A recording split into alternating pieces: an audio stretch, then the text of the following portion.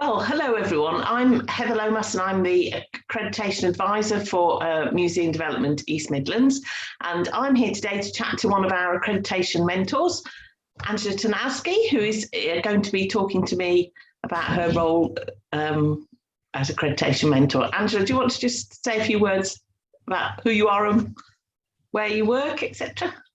Yes, my name's Angela Tanowski. I'm the curator of the Royal Lancers Museum, which is a regimental museum based in Derby Museum and Art Gallery, obviously in Derby. And I'm the museum accreditation mentor for the Carillon Tower and War Memorial Museum, which is a totally volunteer-run museum based in Loughborough. Thank you. We're just going to do a bit of a Q&A to sort of help people understand what the role of the accreditation mentor is and all of the benefits that Angela thinks are there for the role. So I'm going to kick off, Angela, by asking you, what does your role as accreditation mentor involve? What do you do? The main role really is to support the museum in it has actually already got accreditation, so it's really making sure that the accreditation continues its status as an accredited museum. So making sure that all the right policies and so forth are in place where possible to continue their accreditation and make sure their returns are right and so on. So that does sort of involve other things as well, sort of supporting them as in all of the activities that they do as a museum. So obviously it includes the where possible the governance of it, and also the management of the collections and their relationships with their audiences as well. So across the full range of the accreditation standard then really you're providing some support to them. Do you go to their meetings? How does that work?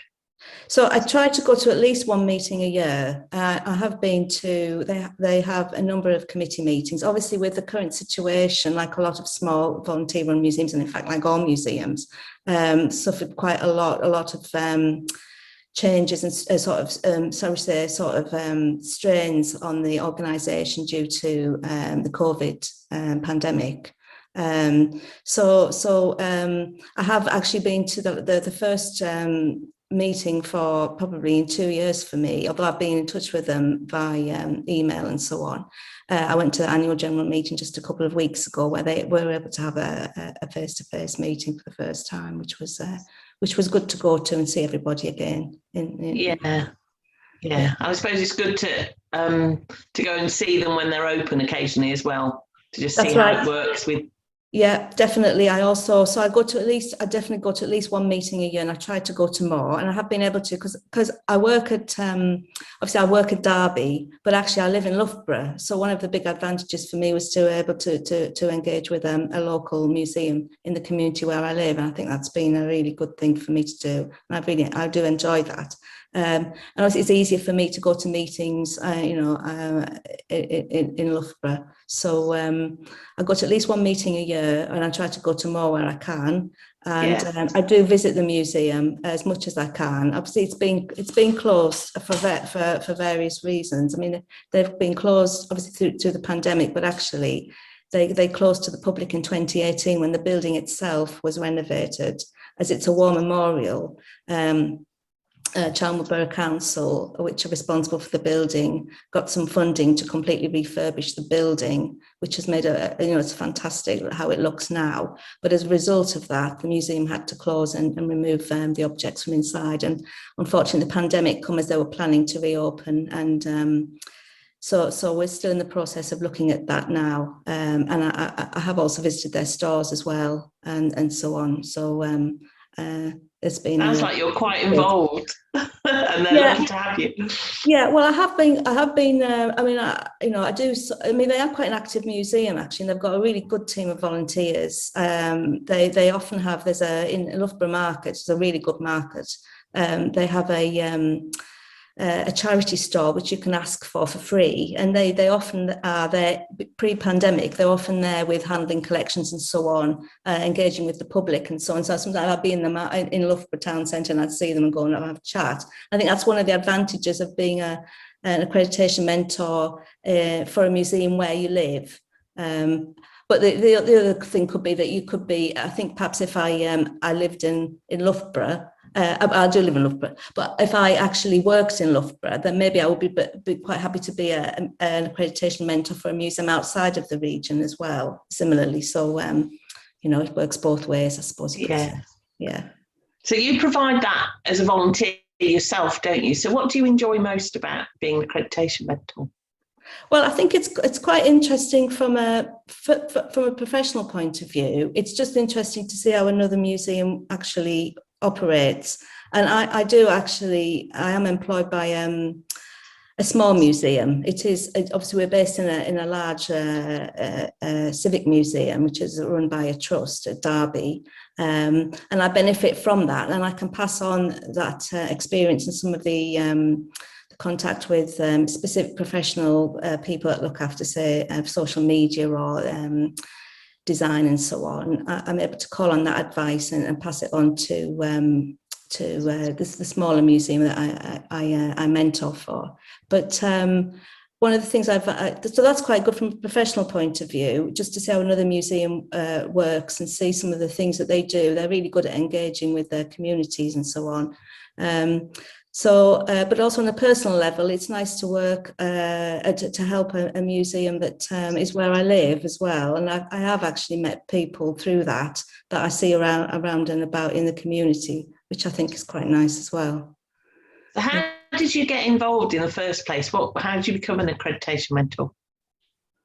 Well, obviously at the Lancers, where I work, the Royal Lancers Museum, has been accredited for a number of years. And before it was accredited, it was a registered museum through the Museums and Galleries Commission. So I've known about that scheme, which is really important for museums to have, because it is great to know that other museums with an accredited station have those standards in place. So I knew about that for some time, and I suppose I knew about the War Memorial Museum for some time as well, even when I didn't live in Loughborough, because there is a sort of community of military museums, regional military museums as well. It's quite a small community where most people know each other. So because I've been living in Loughborough for some time, when the opportunity came about to be the accreditation mentor, I offered to do it and take over from it was Claire Brown, but as she didn't live locally, I felt like I could be more used to to take on the role and be able to do it as well. Then I can just sort of pop in every now and then and see the museum. Yeah. So are there any skills that you think we as accreditation mentors need when we're working? Any particular things that you'd say that you need as an accreditation mentor? I think have to be prepared to listen and take some time to understand how another organisation operates, and have some, most of the, I think it's fair to say, obviously, all of the perhaps museums that would need accreditation mentor tend to be completely volunteer run and don't have that museum expertise. But that doesn't mean that they don't have other skills as well.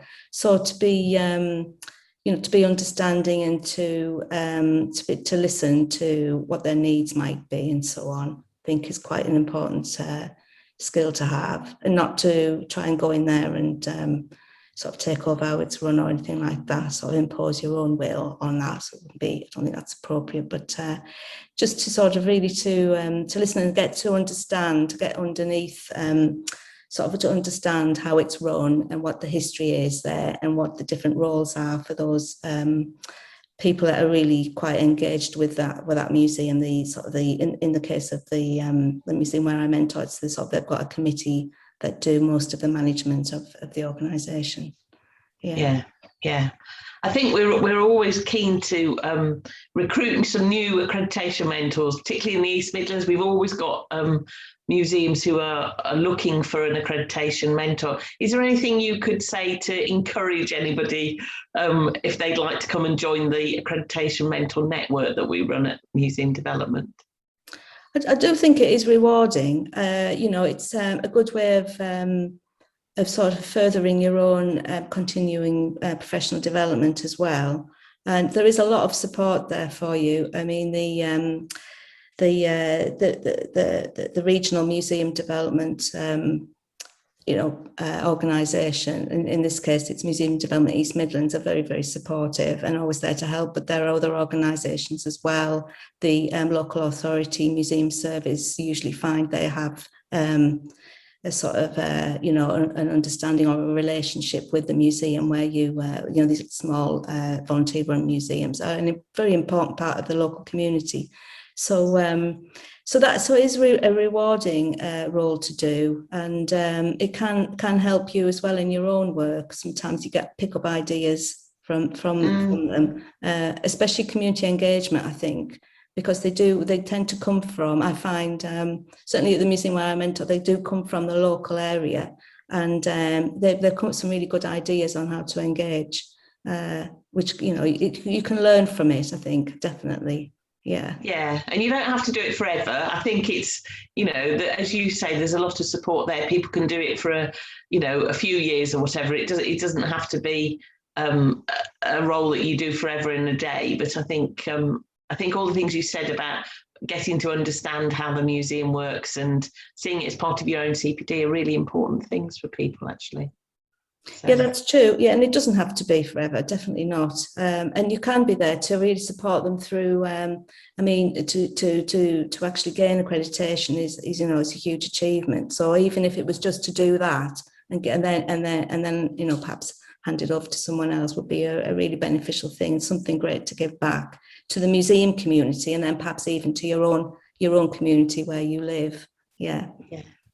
Well, that's been brilliant. Thanks so much, Angela. That's such a really interesting take on your own role, actually, with the museum that you're accreditation mentor to. And thanks very much for that.